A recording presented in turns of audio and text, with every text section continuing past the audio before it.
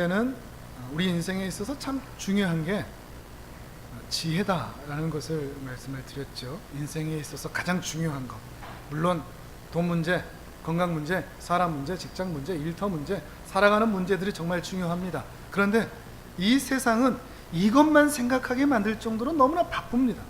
정말 중요한 것을 생각해 보지 못할, 내가 이 땅에 왜 태어났고 우리가 무엇을 위해서 살아야 되고 우리가 지금 어디로 가고 있는지, 그런 인생의 목적과 방향성, 그 본질, 또 인생을 어떤 원리에 의하여 살아야 되는지 그 원리들을 생각해 볼 겨를이 없을 정도로 우리를 바쁘게 하는 거죠. 그러나 우리는 정신을 차려야 됩니다. 호랑이 굴에 들어가도 정신만 차리면 산다. 실제로 그렇게 될 수 있을지는 모르겠지만 혼탁한 세상에 지혜만 있으면 살 수 있다라는 그 믿음으로 지혜가 우리에게 필요하다. 그럼 어떤 지혜가 필요할 것이냐? 오늘은 결정을 하는 지혜, 최선의 결정, 최선의 선택을 할 수 있는 지혜가 무엇인가, 그 이야기를 함께 나누어 보려고 합니다. 선택, 결정, 참 힘들지 않습니까? 뭔가를 선택한다는 거, 결정한다는 거. 어떤 선택을 해야 하지? 이게 우리가 어려운 이유는 옳으냐 그르냐, 바르냐 틀리냐, 가야 할 길이냐 가면 안 될 길이냐, 그냥 아예 극단적으로 얘기하면 천국으로 가는 길이냐 지옥으로 가는 길이냐 라고 하는 그 결과 때문에, 그 결과를 더욱 알지 못하여 우리는 이 결정이 어렵습니다. 무엇이 바른 길인가? 우리는 결정하지 않고 살아가는 사람들이 없습니다. 아침부터 그러죠. 일어날까 더 잘까 부터 우리는 결정이 시작됩니다. 무슨 옷을 입을까? 우리 주부들은, 엄마들은 어떤 반찬을 할까? 출근을 하고 학교를 가고 일터를 갈 때 버스를 탈까, 지하철을 탈까, 택시를 탈까, 자가용으로 갈까, 자가용으로 가면 좌회전을 할까, 우회전을 할까, 직진을 할까, 수많은 결정들을 우리는 하면서 살아가고 있습니다. 근데 그 결정에 의하여서, 그 결정 하나로 끝나버리는 게 아니고 그 결정에 의하여서 그 다음이 결정되기 때문에, 그 지금의 결정에 의하여 그 다음이 결정되기 때문에 우리는 고민하지 않을 수가 없는 겁니다. 이런 고민들이 있지만 조금 더 큰 고민들이 있죠. 직장을 어떻게 할까? 이사를 어떻게 할까? 이 다음을 또 어떻게 할까? 또 더 큰 것은 결혼을 어떻게 할까? 어떤 배우자를 만나야 될 것인가? 라고 하는 그 큰 결정들이 있습니다. 그런 더 큰 결정들은 더 큰 인생을 좌우하는 거죠. 옛날에 그런 광고도 있지 않았습니까? 순간의 선택이 평생을 좌우한다. 아주 성경적인 것이죠. 우리 인생 전체가 가지고 있는 중요한 문제입니다. 근데 내 인생만 결정하느냐? 근데 중요한 거는 나 혼자만 결정되면 나 혼자 죽으면 되지, 이런 마음으로 조금 쉽게 결정할 수 있는데, 대부분의 결정이 나 혼자로 끝나버리지는 않습니다. 오늘 내가 한 결정이, 특히 부모님의 결정은 자녀들의 입장에서는 하나님의 뜻처럼 여겨질 때가 많습니다. 곰곰이 생각해 보면 그렇습니다. 부모님이 한 말, 너 이렇게 해, 너 저렇게 해, 그 말이 자녀들 입장에서는 어쩔 수 없이 따라가야 되니까 하나님의 인도하심이겠거니 생각할 수밖에 없는 거죠. 그만큼 부모의 역할은 클 수밖에 없는 것이죠. 우리들이 가지고 있는 이 선택 결정은 나 혼자로 끝나는 게 아니고 지혜로운 부모의 결정에 의하여 자녀의 인생이 복된 인생으로 가는 것이고, 어리석은 부모의 어리석은 결정으로 인하여 안타까운 인생으로 갈 수도 있다는 것을 생각하게 되는 거죠. 곧 내 인생만 결정하는 게 아니라 어떤 영향력에 의하여, 결정의 영향력에 의하여 다른 사람의 인생에까지도 영향을 미칠 수 있기 때문에 우리는 결정을 쉽게 내리지를 못합니다. 고민을 하게 되죠. 심사숙고를 하게 됩니다. 이 결정을 할 수 없으니까 어떤 말까지 요즘 나옵니까? 결정장애라는 말도 나오죠. 이럴까 저럴까. 이건 단순한 문제가 아닌 거죠. 그만큼 결정에 대한 두려움, 결정을 해봤는데 실패했던 사람들은 더욱더 이런 결정장애가 있을 수밖에 없습니다. 내가 결정해서 잘 되지 않을 때, 좋은 결과를 이끌어내지 않을 때 우리는 더욱더 이 결정에 대해서 힘들 수밖에 없는 것이죠. 우리가 예를 들어서 이 결정이 우리의 인생에 어떤 영향을 미치는가, 우리가 룻을 한번 봐왔지 않습니까? 자기 인생을 그 순간의 한 번의 선택이 자기 인생 전체를 바꾸었던 그 대명사라고 하면 바로 이 룻일 겁니다. 룻이 그때 했던 한 번의 선택이 그의 평생을 바꾼 거죠. 우리가 지금까지 룻기 전체를 봐왔으니까 충분히 이해가 되시죠?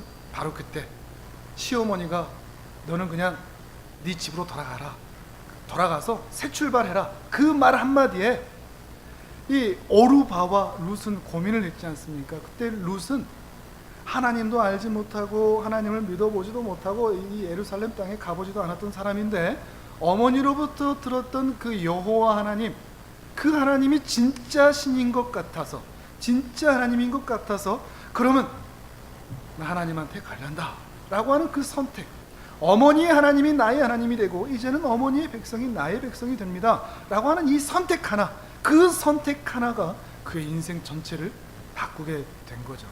어떻게 보면 그 시대를 생각했을 때, 또는 그의 가족들이 봤을 때, 옆에서 봤을 때는 어리석인 결정이 될 수 있습니다.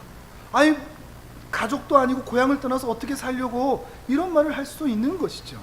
그러나 그의 결정이 과부였고 모압 사람이었고 남의 밭에 가서 보리 이삭이나 주어야 될 사람이 이스라엘 가문으로 들어가서 이스라엘 자손이 되고 하나님의 그 총회에 들어가게 되고, 보리 이삭이나 주어야 했던 사람이 그 밭의 주인이 되는, 더 나아가서 이스라엘 사람들이 다 자기의 모델로 삼기를 원하는 그 다윗 왕의 증조 할머니가 되는, 모압 사람이면서도 그 증조 할머니가 되는 그 복된 은혜를 누릴 수 있게 된 것이죠.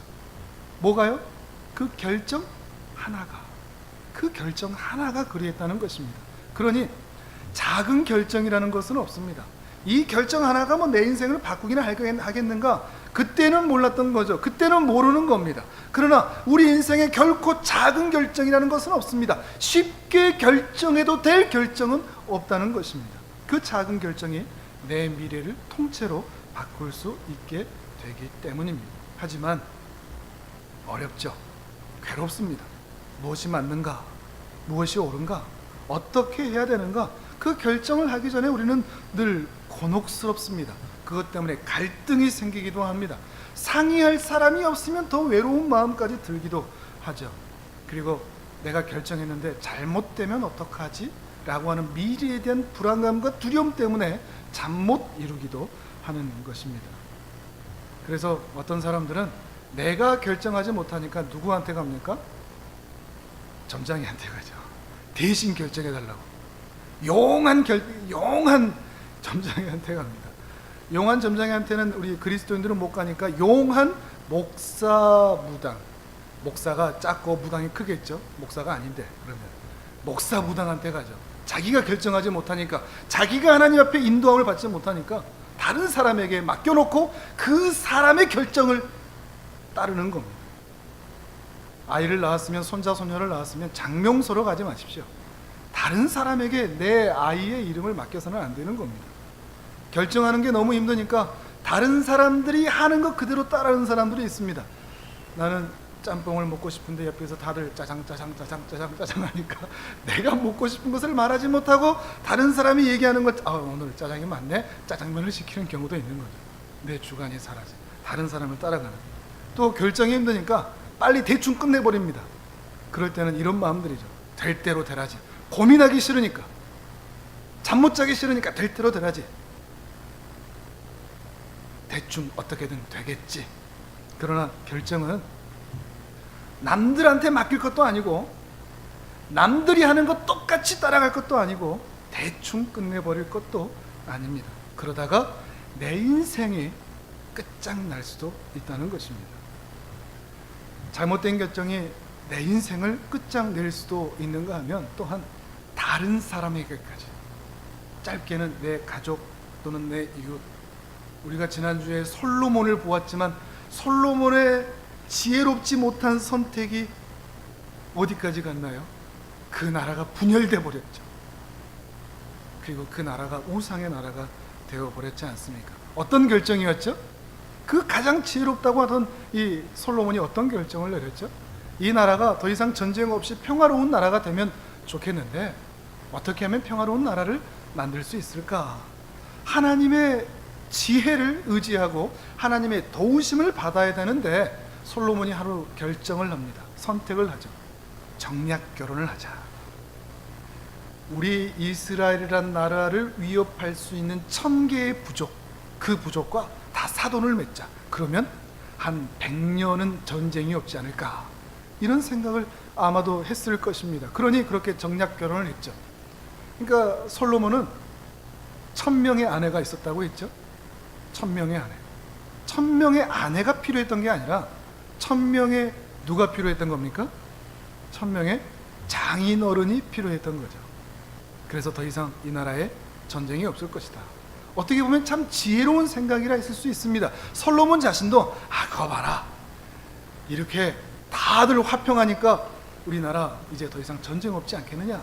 자기 자신은 참 지혜로운 결정이다 라고 생각할 수 있었을지 모르지만 그것이 바로 멸망으로 가는 길일 줄 솔로몬은 몰랐을 것입니다. 1000개의 아내들과 함께 뭐가 들어왔다고요? 1000개의 우상이 들어왔기 때문이죠. 1000개의 우상이 이스라엘 나라에 들어온 것입니다. 자신이 그렇게 멋지게 하나님 앞에 드렸던 성전, 7년이나 공사해서 만들었던, 다윗이 그렇게 열심히 준비했던 그 성전, 불과 얼마 지나지 않아서 그 성전에 우상이 세워지게 됩니다. 솔로몬이 세웠는데, 아름다운 봉헌의 기도까지 올려드렸는데 바로 그 성전에 우상이 세워지기까지 하는 것이죠. 그리고 그가 죽자마자 나라가 두 동강이 나죠. 구약의 파노라마 오래 했죠. 남유다, 북이스라엘. 누구에 의하여서 나눠진 겁니까? 솔로몬의 지혜롭지 못한 결정 때문에, 그 한 번의 결정 때문에 나누어진 것입니다. 잠언 14장 12절에서는 이렇게 말합니다. 우리 화면을 보면서 우리 같이 읽겠습니다. 시작. 어떤 길은 사람이 보기에 바르나 필경은 사망의 길이니라. 아멘. 우리가 생각할 때 이건 지혜로운 것 같다, 참 잘한 것 같다 라고 생각하는 사람의 지혜가 있지만 그 끝이 멸망일 수도 있다는 거죠. 그러니 더 두렵죠. 두려울 뿐만 아니라 내 가족까지, 내 자녀까지, 내 이웃까지 망칠 수 있다는 그 불안 때문에 우리는 결정을 내리기가 쉽지 않은 것입니다. 사실 우리가 내린 그 결정, 그 선택, 그때의 잠깐의 선택이 우리가 지금까지 얼마나 많은 무수한 사람들을 아프게 했을까요? 내 인생을 얼마나 힘들게 했을까요? 그때 그 결정 때문에, 그때 그 선택 때문에 내 인생이 무너지고 우리 가까운 사람들이 힘든 나날을 겪어왔을 수도 있다는 것입니다. 이젠 그러지 않아야 한다는 거죠. 그렇기 때문에 오늘 한 번의 선택이 중요한 것입니다. 그때 그 단 한 번의 선택, 베들레헴으로 가자, 정략 결혼을 하자 라고 하는 그 선택에 의하여 이렇게 무수한 사람들에게 영향을 미치듯이, 이것을 보듯이 우리가 바라야 할 것, 그것은 지혜로운 결정을 하고 싶다, 지혜로운 결정을 매 순간 하여야 하겠다라는 그런 마음의 소망이 함께 드는 것입니다. 어떻게 하면 내가 한 선택과 결정이 하나님께는 영광이 되고 우리 이웃은 복되게 하고 나 자신을 세울 수 있을까? 어떻게 해야 될까요? 어떻게 해야 위로는 하나님을 영광롭게 하고 옆으로는 우리의 이웃을 복되게 하고 나 자신이 하나님 앞에 튼튼히 세워질 수 있는 결정을 할 수 있을까 하는 것입니다. 오늘 말씀을 근거하여 오늘 우리가 그것을 함께 나누어 보도록 하겠습니다. 우리 다시 한번 성경을 보면서 오늘 본문의 말씀을 다시 한번 읽어볼까요? 잠언 3장 5절 6절 우리 성경을 보면서 함께 읽습니다. 시작. 너는 마음을 다하여 여호와를 신뢰하고 내 명철을 의지하지 말라. 너는 범사의 그를 인정하라. 그리하면 내 길을 지도하시리라. 아멘. 우리에게 얘기하시는 것이 있죠. 신뢰하라. 너의 명철을 의지하지 말라. 그 말은 의지하라는 말이죠. 여호와를 의지하라. 그리고 그를 인정하라. 그리고 그 중앙에 누가 계시죠? 여호와, 하나님을 선택하라는 거죠. 어떤 순간에서도 말이죠. 오늘 이 잠언의 말씀을 근거로 해서, 그리고 성경 전체에 있는 그 원리들을 근거로 해서 여러분에게 지혜롭게 결정할 수 있는 4가지 원리와 4가지 질문을 함께 드리겠습니다. 선택할 때 이 4가지 원리를 먼저 따지셔야 됩니다. 그리고 이 4가지 질문을 그 다음에 이으셔야 됩니다. 그래서 8중 필터, 물이 우리 2층에 있는 정수기에 필터가 4개 있거든요. 그래서 그 수돗물이지만, 수돗물도 깨끗하다고 하지만 그 수돗물이 4중 필터를 지나오기 때문에 우리는 더 안심해서 마실 수 있거든요. 근데 여러분이 이 결정을 할 때 8중 필터를 거치면 망하는 길이 아니라 지혜로운 길로 갈 수가 있는 것입니다. 그러나 중요한 것은 이거를 다 거치셔야 됩니다. 하나 빼버리면 안 됩니다. 대충 넘어가면 안 되고, 이거는 안 맞는 것 같은데 이거는 빼, 이러시면 안 됩니다. 8가지 8중 필터를 여러분의 인생, 여러분의 지혜로운 인생에 장착시키실 수 있기를 바랍니다. 그래야 그나마 지혜로운 결정을 할 수 있다는 것입니다. 첫 번째입니다. 첫 번째 원리, 여러분이 결정을 할 때 하나님의 주권을 인정하라는 것입니다. 하나님의 주권, 하나님의 주권을 인정하라는 말을 좀 더 쉽게 얘기하면, 우리 사장님이 누구죠? 우리 인생의 사장님, 여러분 회사를 다니면 그 회사의 사장님의 결제, 승인 받고 직원이 행동해야지, 사장의 뜻에 반대되고 사장이 승인도 하지 않고 결제도 꽉 내리지 않았는데 결정을 내리면 그 직원이 좋은 직원입니까? 금방 쫓겨날 직원이죠. 결코 그럴 수가 없는 거죠. 하나님의 주권을 인정하라, 이것은 내 인생의 최고 권위자, 내 인생의 CEO, 내 인생의 최고 승인자가 누구인가, 내가 무엇인가를 결정할 때 하나님의 승인을 받고 있는가, 하나님의 결제를 받았는가 하는 것을 확인하라고 하는 것입니다. 우리가 얼마나 많은 순간 하나님의 승인 없이 내 마음대로, 내 좋은 대로, 내 하고 싶은 대로 할 때가 얼마나 많이 있습니까? 우리는 생각하셔야 됩니다. 항상 생각해야 됩니다. 이 결정, 하나님의 결제 내려주실까? 하나님이 도장 찍어주실까? 하나님이 오케이 좋아 사인해 주실까? 라고 하는 질문을 하라는 것입니다. 아브라함 우리가 너무나 잘 알고 있죠. 아브라함이 75세에 하나님께 부르심을 받았습니다. 그때 하나님께서 약속을 해주셨거든요. 어떤 약속이요? 너에게 땅과 자손을 주겠다. 근데 시간이 지나면서 한 10년쯤 지나다 보니까 분명히 땅과 자손에 대한 약속을 주셨는데, 땅에 대한 약속을 주시면서 이 가나안 땅을 주셨는데 자손은 안 주시는 겁니다. 아들을 안 주시는 거죠. 상속자가 없는 겁니다. 땅이 있어도 그 땅을 이어갈, 하나님의 나라를 이어갈 그 자손을 주시지를 않는 것입니다.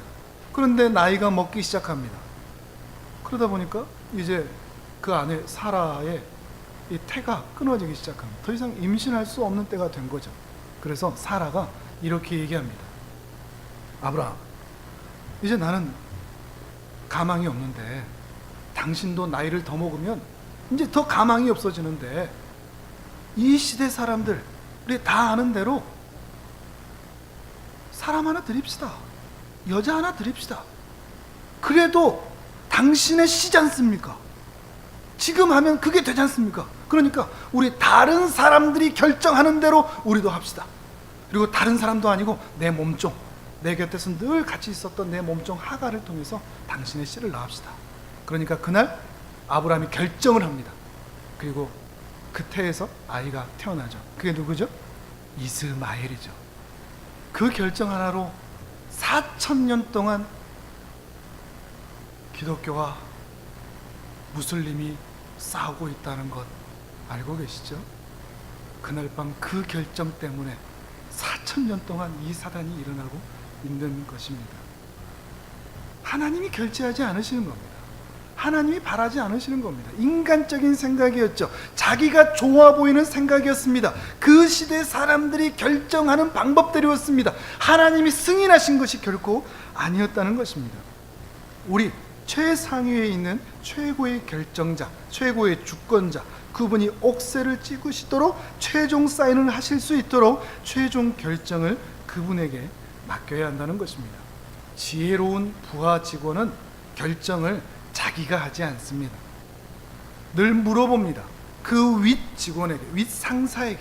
그 윗 상사는 또 윗 상사에게 물어봅니다. 그 윗 상사는 또 최고 결정권자에게 물어보는 겁니다. 우리도 그래야 됩니다.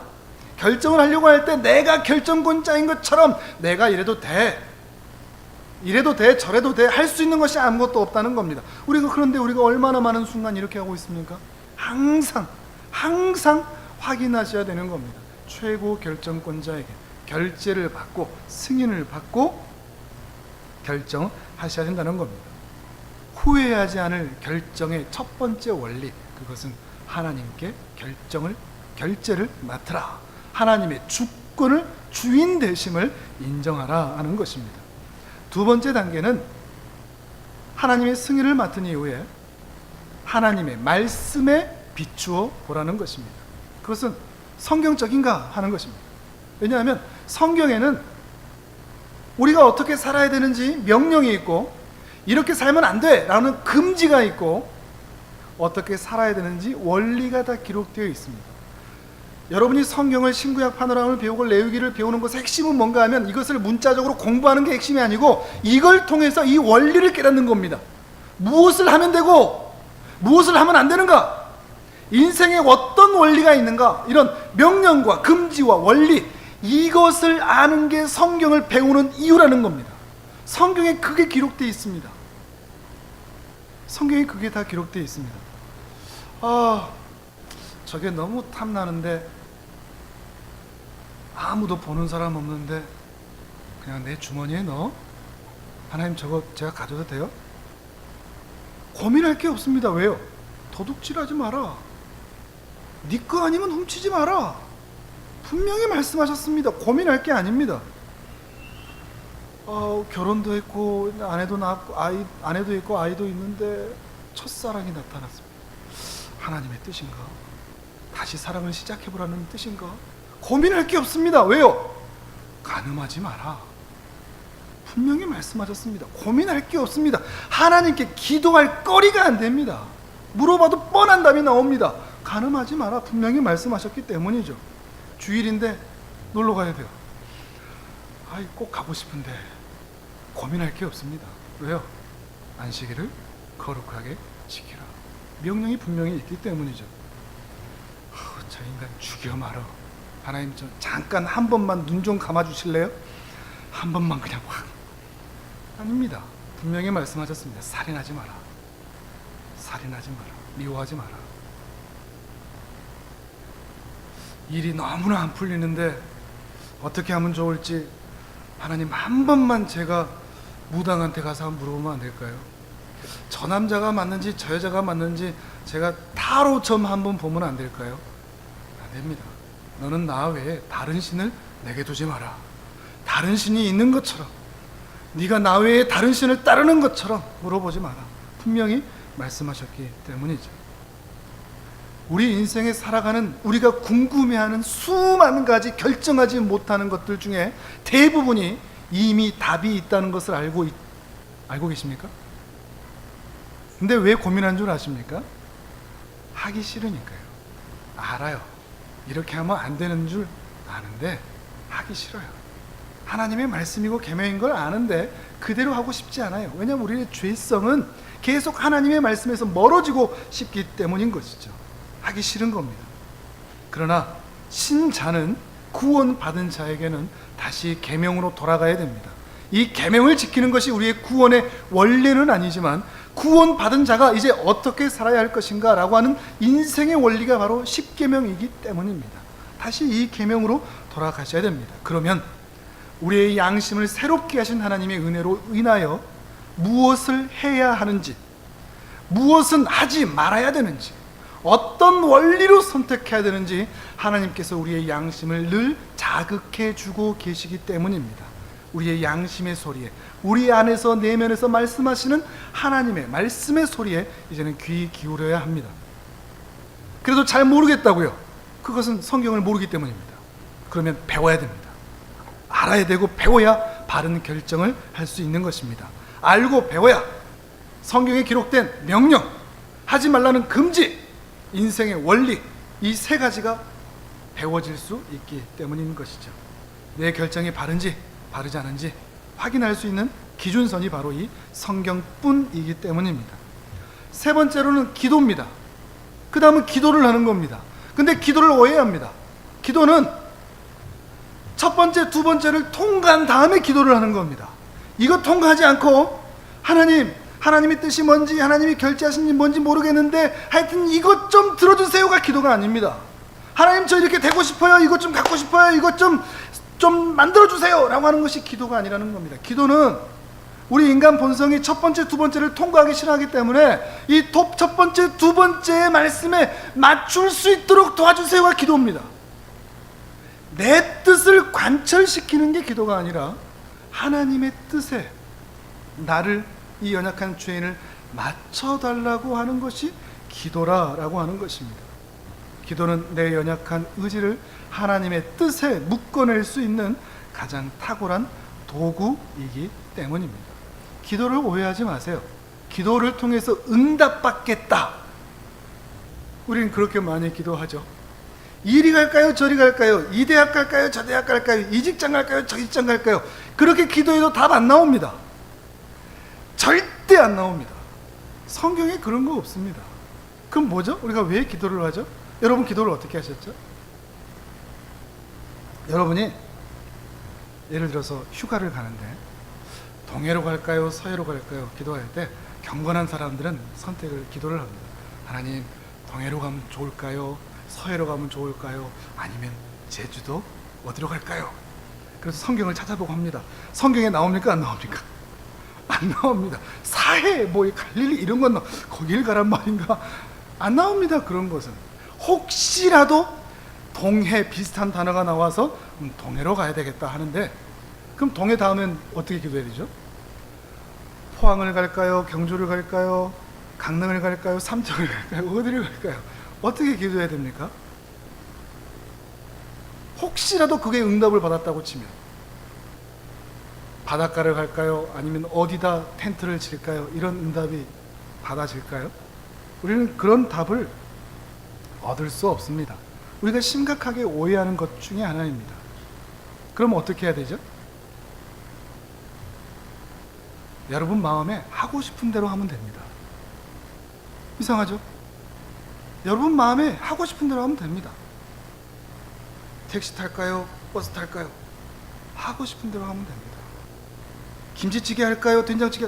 먹고 싶은 거 먹으면 짜장, 짬뽕, 먹고 싶은 거 드시면 됩니다. 이 대학 갈까요? 저 대학 갈까요? 이 직장 갈까요? 저 직장? 가고 싶은 데 가면 됩니다. 다만 1번, 2번을 통과했느냐에 따라서 중요한 것이죠. 왜 그런가 하면 빌립보서 2장 13절, 우리 화면을 보시고 함께 같이 한번 읽어보실까요? 빌립보서 2장 13절 함께 읽습니다. 시작. 너희 안에서 행하시는 이는 하나님이시니 자기의 기쁘신 뜻을 위하여 너희에게 소원을 두고 행하게 하시나니. 아멘. 이 말씀을 잘 보실 게 뭔가 하면 우리 안에서 누가 행하신다고요? 신자 안에는 하나님이 계십니다. 신자가 아니면 당연히 없죠. 신자 안에는 하나님이 계셔서 하나님께서 우리에게 자기의 기쁘신 뜻을 행하여 우리 안에 이미 무엇을 넣어놓으셨다? 소원을 넣어놓으셨다는 겁니다. 하나님이 기뻐하시는 것. 그래서 그 소원에 따라서 우리가 기쁘게 반응할 수 있는 것이 있다는 겁니다.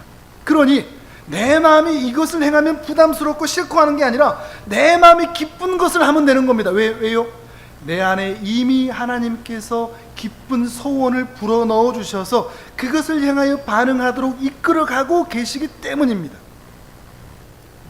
동해로 갈까요? 서해로 갈까요? 제주도로 갈까요? 가고 싶은 대로 가시면 됩니다. 지난번에는 산으로 갔으니 이번엔 바다로 갈까? 가고 싶은 대로 그냥 가시면 되는 겁니다. 하나님을 오해하지 마십시오. 하나님은 우리가 기도 막 해갖고 너는 이것만 해야 돼, 기도해도 꼭 이것만 결정해야 돼 하시는 분이 아닙니다. 우리가 마음대로 사는 것 때문에 하나님께서 배아파하지 않으시는 분입니다. 우리가 기뻐하는 것을 좋아하시는 분이십니다. 내가 기쁨으로 즐거움으로 하나님 안에서 무엇이든지 할 수 있는 것입니다. 이것이 우리의 자유의지입니다. 이것이 하나님이 주신 하나님의 놀라운 선물이라는 것이죠. 마음대로 하셔도 됩니다. 원하시는 대로 기쁘신 대로 하시면 되는 것입니다. 다만 1번, 2번 하나님께 승인은 받았는가? 하나님의 말씀의 원리에 위배되지 않는가? 라고 판단이 된다면 어디라도 갈 수 있다는 것입니다. 여러분 안에 계시는 예수님이, 여러분 안에 계신 성령님이 벙어리가 아닙니다. 죽어 계신 분이 아닙니다.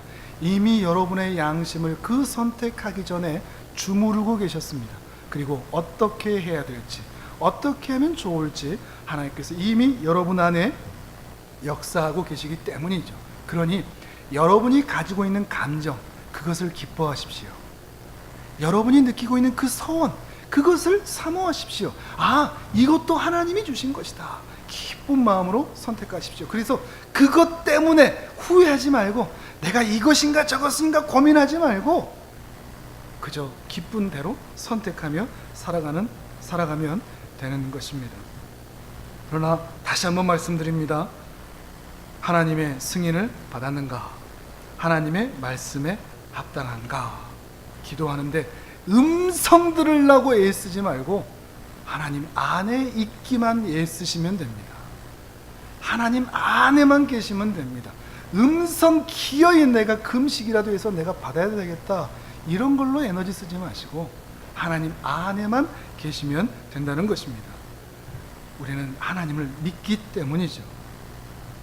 대신에 아무거나 내 마음대로 생각나는 대로 하면 안 됩니다. 1번과 2번을 종합해 보면 이렇게 생각해 볼 수 있습니다. 하나님께서 내가 이 선택을 할 때 아니야, 하나님의 얼굴을 보십시오. 그 순간 얼굴을 보십시오. 아니야, 그거 아니야. 아니면 고개를 끄덕이시는지, 그건 괜찮아. 하나님의 얼굴을 보시면 되는 겁니다. 하나님께서 고개를 끄덕이신다는 전제 아래 마음대로 선택하시면, 여러분 안에 기쁨대로 소원대로 행하시면 된다는 것입니다. 네 번째로는 경건한 상담을 하는 것입니다. 잠언 19장 20절 우리 화면을 보면서 같이 읽도록 합니다. 시작. 너는 권고를 들으며 훈계를 받으라.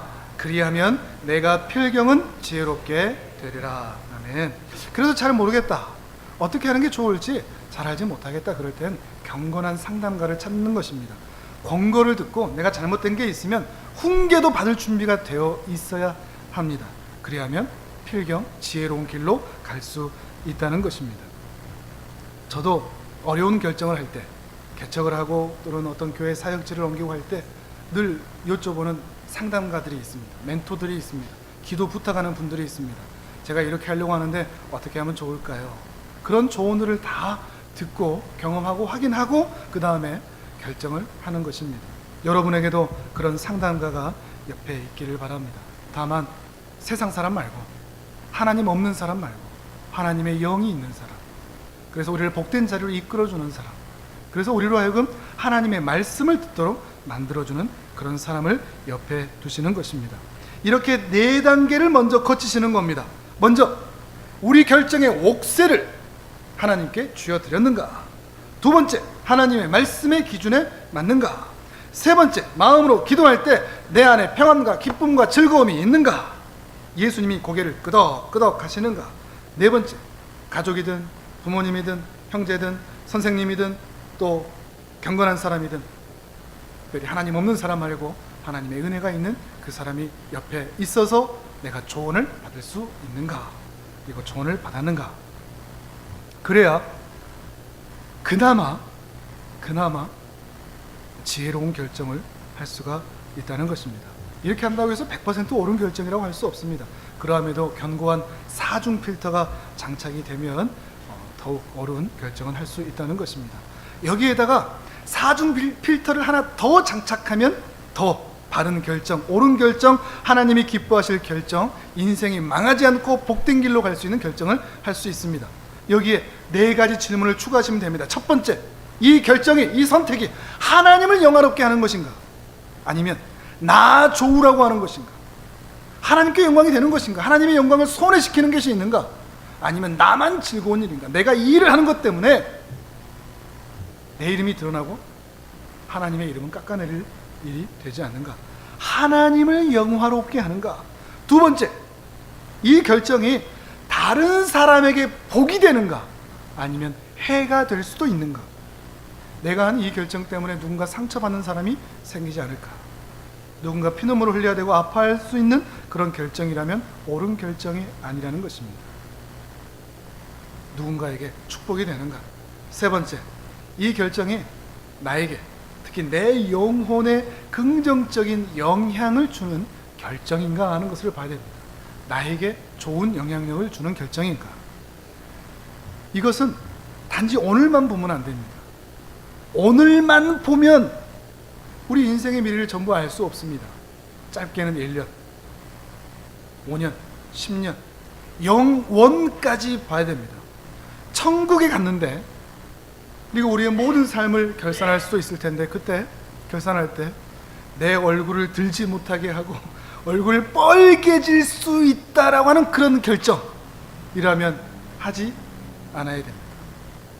어떤 결정을 내려야 되는가? 내 영혼이 긍정적으로 반응할 수 있는, 내 영혼을 세울 수 있는 그런 결정을 내리는가? 그리고 마지막 네 번째 질문, 그것은 내가 이 결정을 지킬 수 있는가? 책임의 문제입니다. 내가 책임질 수 있는가? 어떤 선택을 하든 그것은 여러분의 자유입니다. 하나님이 그렇게까지 자유를 주셨습니다. 그러나 그 책임은 자기가 지는 겁니다. 하나님을 멀리하면 그들에게 주어지는 마지막 책임은 지옥일 수밖에 없죠. 그 결과 그것은 평생 내가 지고 가야 할 내 짐이라는 것입니다. 그러니 여러분의 선택을 다른 사람에게 책임을 전가하지 마십시오. 여러분이 심은 대로 오늘 그렇게 거두은 겁니다. 다른 사람 탓은 결코 없습니다. 내 선택 때문입니다. 내 결정 때문인 것이죠. 오늘 우리 이후의 결정이 내 인생의 행복과 불행을 결정할 수도 있다는 것을 기억하시기를 바랍니다. 자, 이렇게 네 가지 질문. 위로는 하나님께 영광이 되는가? 옆으로는 이웃에게 도움이 되는가? 안으로는 내 자신을 세우는 것인가? 그리고 이것을 책임질 수 있는가? 라고 해서 네 가지 원리, 네 가지 질문, 이렇게 8중 필터를 장착하시면서 견고한, 그리고 바른, 안전한 결정을 하실 수 있기를 바랍니다. 다시 이거를 하나로 쪼려볼까요? 최고의 결정은 뭘까요? 하나님을 선택하는 거죠. 나가 아니라, 나의 기쁨이 아니라 하나님을 선택하는 겁니다. 제 인생에 있어서 최고의 결정은 이것이었습니다. 하나님을 선택하는 것. 더 이상 나는 세상에 소망 두지 않겠다. 사람을 내가 믿지 않겠다. 사람을 의지하지 않겠다. 하나님만 계시면 된다. 친구들을 다 떠나고 모든 일이 나를 힘들게 만들지라도 난 하나님만 계시면 된다. 이것이 최고의 결정입니다. 오늘 여러분도 최고의 결정을 하실 수 있기를 바랍니다. 하나님만 믿고 따라가겠다. 하나님만 의지하겠다. 선택하고 결정하는데 수많은 사람들은 세상의 경험과 세상의 가치관과 철학을 따라가는데 나는 하나님을 따라가겠다. 하나님을 선택하겠다. 그것이 여러분 인생 일대의 최고의 결정, 최대의 결정이 되시기를 바랍니다. 그 결정이 여러분을 복된 자리로 이끌어 가실 것입니다. 평생토록 지혜로운 인생과 삶이 되셔서 위로는 하나님을 영화롭게 하고, 옆으로는 여러분의 이웃을 복되게 하고, 안으로는 여러분의 자신을 견고하게 세울 수 있는 복된 인생, 지혜로운 인생 되시기를 주님의 이름으로 축복합니다. 아멘.